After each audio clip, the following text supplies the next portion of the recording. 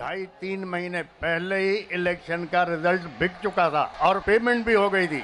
इस इलेक्शन ने प्रूव कर दिया आईनी हक है कि हम एहतजाज करें, प्रोटेस्ट करें, लेकिन हमारा प्रोटेस्ट एहतजाज जो इलेक्शन में डाका डाला गया है उसके खिलाफ है।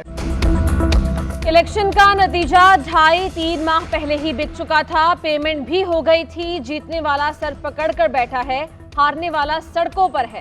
फैसला करने वालों को सोचना होगा कि इनके साथ कौमी सतह का कोई लीडर नहीं, नेशनल इंटरनेशनल लेवल पर बदनामी हुई। इस इलेक्शन को कौन मानेगा? हमारा एहतजाज इलेक्शन कमीशन के खिलाफ है। पीरपगारा का हैदराबाद में धरने से खिताब, कहा इलेक्शन ने साबित कर दिया कोई लीडर नेशनल लेवल का नहीं, सब सूबाई लीडर हैं। हालात अच्छे नहीं, हो सकता है इमरजेंसी का ऐलान हो जाए या मार्शल लॉ लग जाए।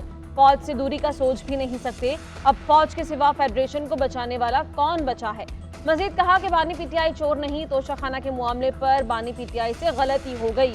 ये गलती ना होती तो बानी पीटीआई फरिश्ता होता। क्या इससे पहले किसी ने तोशाखाना से गाड़ियां नहीं ली? 16 माह की हुकूमत में मिडिल क्लास खत्म हो गई। जहां इंसाफ नहीं होगा वहां लॉ एंड ऑर्डर खराब होगा। आप इंसाफ नहीं देंगे तो लोग दूसरे रास्ते इख्तियार करेंगे।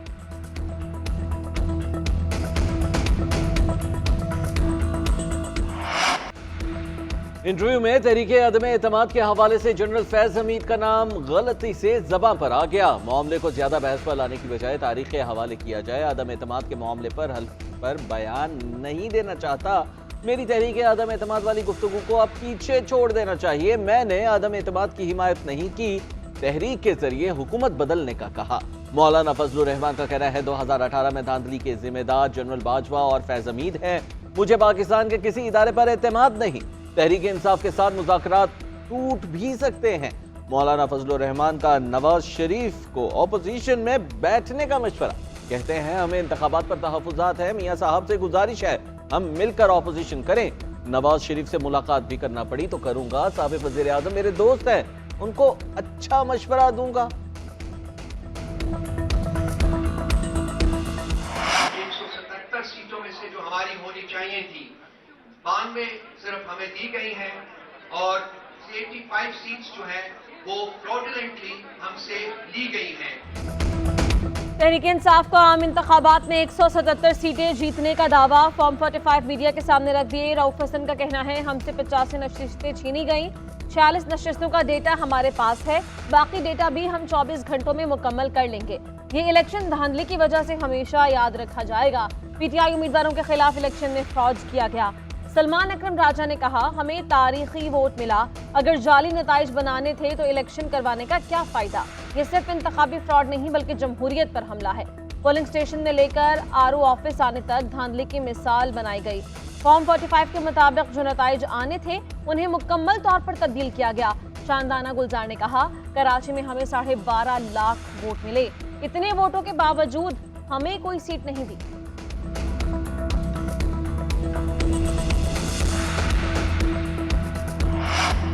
तहरीक इंसाफ का मरकज और पंजाब में ऑपोजिशन में बैठने का फैसला। पीटीआई रहनुमा बैरिस्टर सैफ का कहना है धांधली ज़्यादा इलेक्शन की वजह से मुल्क में बेचैनी है, वोटर की ईमानत में खयानत हुई है। हमें फॉर्म 45 के मुताबिक तनहा हुकूमत बनाने की अक्सरियत मिल चुकी है। बानी पीटीआई की हिदायत पर मरकज और पंजाब में ऑपोजिशन में बैठने का फैसला किया। कानून और आइन के दायरे में रहते हुए एहतजाज करेंगे।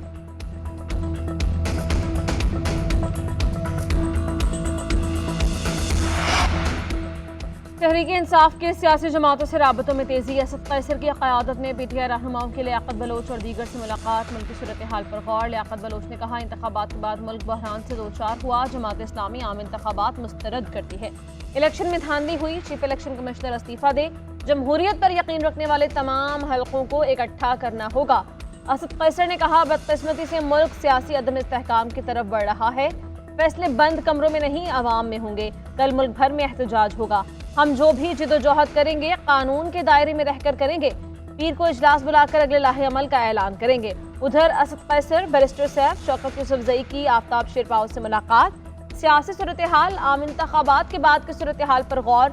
वफ्द ने बानी पीटीआई का पैगाम आफ्ताब खान शेरपाव को पहुंचाया। आम इंतखाबात में धांधली के खिलाफ एहतजाज में साथ देने की अपील। आफ्ताब शेरपाव का खैबर पख्तूनख्वा में इंतखाबात पर तहफ़्फ़ुज़ात का इजहार।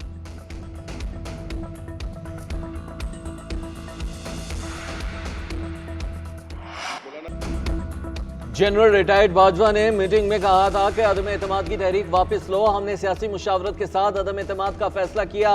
कमर जावेद बाजवा और फैज हमीद का कोई किरदार नहीं था। मुस्लिम लीग नून की मौलाना फजलुर रहमान के बयान की तरदीद। मलिक अहमद खान कहते हैं मीटिंग 26 मार्च 2022 को शाहराए कायदीन पर एक मकाम पर हुई थी। इस इजलास में बतौर पार्टी तर्जुमान शहबाज शरीफ के साथ मौजूद था। मैंने तो सुना था कि कमर जावेद बाजवा ने कहा कि तहरीक अदम एतमाद ना करो, इलेक्शन की तरफ जाएं।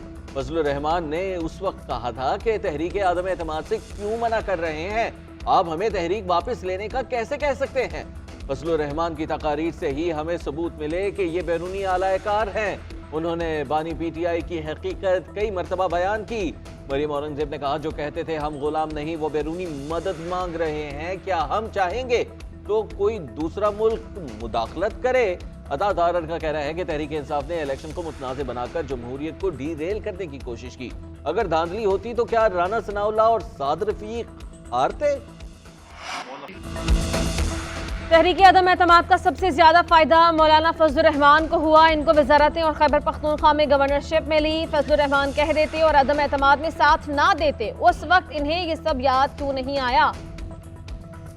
बाजवा और फैज हमीद पर मौलाना फजलुर रहमान के इल्जामात पर पार्टी का रद्द-ए-अमल। फैसल करीम कुंडी ने मौलाना को चला हुआ कारतूस करार दिया।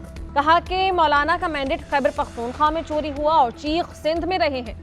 पीटीआई के वजीर आला के उम्मीदवार ने कहा है कि हमारे लोगों को जबरदस्ती मौलाना के पास ले जा रहे हैं। एक इलेक्शन हारने के बाद कहते हैं शायद हम असलहा उठा लें, हमने कभी बंदूक उठाने की बात नहीं की। अदम तशद्दुद पर यकीन रखते हैं। नून लीग को वजीर आजम का वोट देंगे मगर काबीना का हिस्सा नहीं बनेंगे। पीपल्स पार्टी ने मुल्क की सूरत हाल को देखते हुए ये फैसला किया कि नून लीग का साथ देंगे।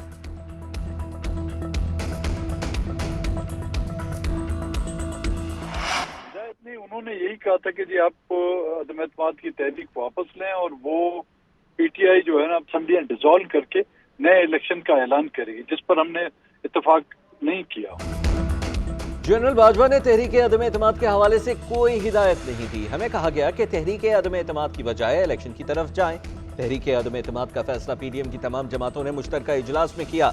मौलाना फजलुर रहमान ने तो इजलास के बाद सिंध हाउस में इफ्तार का एहतमाम भी किया था। अख्तर मेंगल की मौलाना फजलुर रहमान के इल्जामात की तरदीद। कहा इफ्तारी के बाद हमें एक मेस में बुलाया गया जहां हमारी जनरल बाजवा से मुलाकात हुई। आसिफ अली जरदारी, मौलाना फजलुर रहमान, खालिद मकबूल सदीकी, खालिद मखजी और बिलावल भुट्टो मौजूद थे। उस वक्त general Faiz core commander Peshawar थे, उनसे कोई मुलाकात नहीं हुई। शाहजैन बुख्ती का कहना है कि तहरीक इंसाफ की हुकूमत को आईनी तरीके से हटाया गया। बानी पीटीआई अपने रवैये के बाइस अक्सर अरकान की हिमायत हो चुके थे, जो उनकी हुकूमत के जाने का बाइस बना।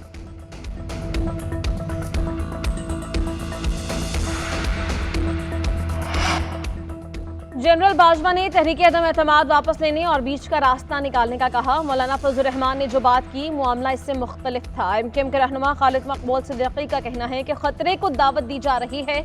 मुश्किल हालात में इलेक्शन हुए तो नई बहस छेड़ दी गई। जमहूरियत को नुकसान पहुंचा तो कौन जिम्मेदार होगा। इलेक्शन के बाद ऐसी बातें क्यों की जा रही हैं। मुस्तफा कमाल ने कहा कि पीटीआई ने सिंध में कौन सा ऐसा काम किया कि लोग वोट देते। बानी पीटीआई माजी में फजलुर रहमान को जिन अल्फाज से नवाजते रहे उन पर पहले मुआफी तो मांगे। हाफिज नईम कभी बानी मुत्तहिदा, कभी बानी पीटीआई, कभी पीर पगारा के साथ इंकलाब लाने की बातें कर रहे हैं। एमकेएम ने रैली की कॉल दे दी तो कोई घर से निकल नहीं सकेगा।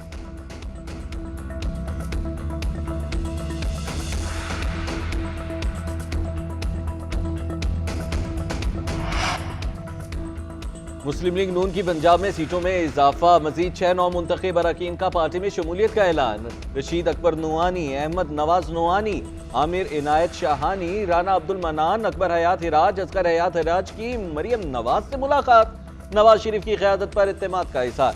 मरियम नवाज ने कहा कि पाकिस्तान को मसाइल से निकालने की सलाहियत और काबिल अमल एजेंडा सिर्फ नून लीग के पास है। आज़ाद अरकान की हिमायत पाकिस्तान और आवाम को मुश्किलात से निकालने में बड़ी मददगार होंगी। हमारे लिए इक़्तिदार नहीं, मुल्क और आवाम की खिदमत अहम है। नवाज शरीफ पाकिस्तान को इंतशार से बचाने और मुत्तहिद करने वाली कुव्वत का नाम है। पाकिस्तान को इंतशार नहीं, इस्तेहकाम चाहिए। इंतशार फैलाने वाले आज भी इंतशार ही फैला रहे हैं, क्योंकि उनका एजेंडा ही इंतशार है। पाकिस्तान को बचाने के लिए 1 लाख बार भी सियासी मफाद कुर्बान करना पड़ा तो जरूर करेंगे। वतन पर जान भी कुर्बान। आसिफ अली जरदारी का बलोचिस्तान हुकूमत बनाने का मिशन। साबिक सदर कल क्वेटा पहुंचेंगे। पीपी हुकूमत की तश्कील के लिए अहम मुलाकातें करेंगे। पीपी के मुंतखब अरकान भी आसिफ जरदारी से मिलेंगे। जराये का कहना है पीपल्स पार्टी सूबे में अपना वजीर आला लाना चाहती है। नून लीग और बलोचिस्तान अवामी पार्टी के साथ मिलकर हुकूमत बनाने पर मुशावरत की जा रही है।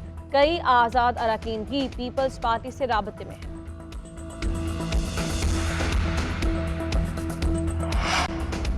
इंतखाबी नताइज के खिलाफ GDA का हैदराबाद में धरना। अयाज लतीफ वलीजो ने खिताब करते हुए कहा कि नताइज प्लेट में सजाकर पीपल्स पार्टी को दिए गए।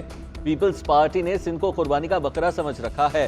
सिंध में 15 साल करप्शन और लूटमार से रियासत, इदारे और अदलिया लाताल्लुक क्यों है? फहमीदा मिर्जा बोली, सिंध की आवाम का खून कौन चूस रहा है? इलेक्शन में आवाम के हुकूक पर डाका मारा किया। सायरा बानो ने कहा, ये एक ट्रेलर है, हक ना दिया गया तो एहतजाज का दायरा बढ़ाएंगे। हाफिज नईमुर रहमान ने कहा, अब लूट मार का निजाम नहीं चलेगा, माफिया से जान छुड़ाना होगी। राशिद महमूद सुमरो ने कहा कि मजलूम की फरियाद के मायनी बगावत है तो हम बागी हैं। ये जो तकरीब हो रही है ये मुरीदों का एक इज्तिमा है। इसको ये ना समझा जाए कि ये कोई पॉलिटिकल पार्टी का जलसा है। जितने भी एंटी पीपुल्स पार्टी कुव्वतें हैं वो सारी जमा हुई और एंटी पीपुल्स पार्टी कुव्वतों ने ये कोशिश की कि हम पीपुल्स पार्टी का मुकाबला करें। पीपल्स पार्टी को तारीखी मैंडेट अवाम ने दिया। पीपी ने अपने ही रिकॉर्ड तोड़े। पीपल्स पार्टी के रहनुमा शर्जिल मेमन की न्यूज कॉन्फ्रेंस। कहा, इलेक्शन में पीपी मुखालिफिन को बुरी तरह शिकस्त हुई। हैदराबाद में सियासी जमातों का नहीं, मुरीदों का इज्तिमा हो रहा है। सईद गनी ने कहा, पीर पगाड़ा आवाम के मुस्तरद टोले के हाथों में खेल रहे हैं। लोग पीर पगाड़ा को नजराना जरूर देते हैं मगर वोट नहीं। GDA वाले अपनी शिकस्त का बदला आवाम को तकलीफ देकर ले रहे हैं। GDA के कई रहनुमा पीपल्स पार्टी में शमूलियत के लिए मिन्नतें करते रहे। सिंध के अवाम बाशऊर हैं, मुनाफिकों और मगरमच्छों को बखूबी जानते हैं।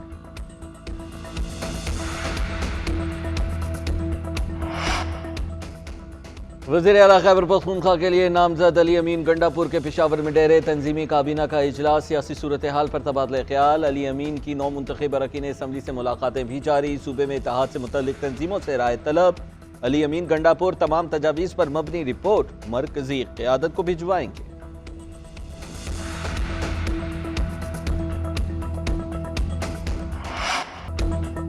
बानी चेयरमैन PTI को जेल से बाहर लाने की कोशिशें तेज। सजाएं कलदम कराने के लिए तहरीक इंसाफ का अदालत से रुजू। इस्लामाबाद हाई कोर्ट में साइफर और तोशाखाना केसेस में अपीलें दायर कर दी। दोनों मुकदमात में सजा कलदम करार देने की इस्तदा। हतमी फैसले तक सजा मुअत्तल करके रिहाई की अलग दरख्वास्त भी दायर कर दी। बानी PTI की अपीलें जल्द समाअत के लिए मुकर्रर करने की भी इस्तदा। शाह महमूद कुरैशी का भी साइफर केस में सजा के खिलाफ इस्लामाबाद हाई कोर्ट से रुजू। मौक़िफ़ अपनाया कि ट्रायल कानूनी तरीक़ाकार के मुताबिक नहीं चलाया गया। अदालत फैसला कलदम करार देकर बरी करने का हुक्म जारी कर।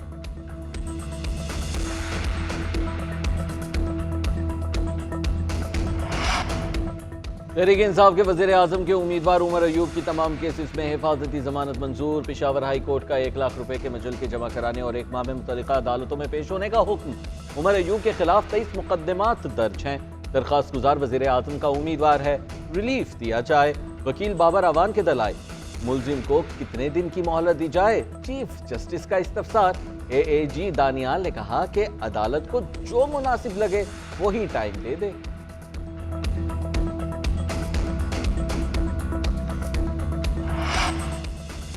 इलेक्शन कमीशन में इंतखाबी उज़रदारियों और दोबारा गिनती की दरख्वास्तें। NA 15 से नवाज शरीफ की इंतखाबी उज़रदारी बहाल। समाअत 20 फरवरी को मुकर्रर। NA 64 और PP 33 की रिपोर्ट जमा। कैसरा इलाही की दरख्वास्त पर समाअत 20 फरवरी को होगी।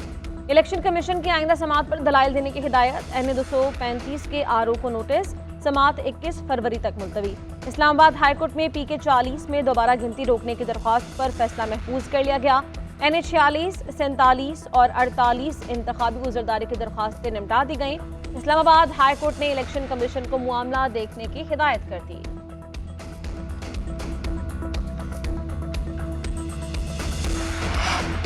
चीफ जस्टिस की सरबराही में सुप्रीम जुडिशल काउंसिल का इजलास। काउंसिल का मुज़ाहिर नकवी के बेटों को बतौर गवाह समन न करने का फैसला। अटॉर्नी जनरल को मुज़ाहिर नकवी के बेटों की हद तक नोटिस वापस लेने की हिदायत। चीफ जस्टिस ने कहा कि मुज़ाहिर नकवी को मालूम होगा कि यहाँ क्या कार्रवाई हो रही है। अगर किसी गवाह पर जिराह करना चाहें या जवाब देना है तो आ सकते हैं। काउंसिल ने मजीद कार्रवाई गैर मुअय्यना मुद्दत के लिए मुलतवी कर दी। उधर जस्टिस रिटायर्ड मुजाहिर नकवी ने सेक्रेटरी जुडिशल काउंसिल को खत लिख दिया, मौक़िफ़ इख्तियार किया कि रिटायर्ड जजेस के खिलाफ कार्रवाई सुप्रीम जुडिशल काउंसिल का दायरा इख्तियार नहीं। 12 जनवरी का हुक्म गैर कानूनी, काउंसिल इख्तियार से तजावुज कर रही है। आईनी और कानूनी तौर पर काउंसिल की इस कार्रवाई का हिस्सा बनने का पाबंद नहीं हूं।